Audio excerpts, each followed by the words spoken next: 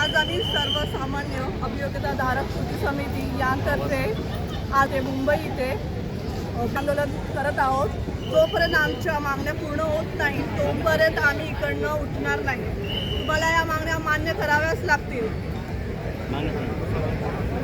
आमच्या मागणी क्रमांक 1, माजी सैनिकाच्या जागेचा कन्वर्ट राऊंड झालाच पाहिजे।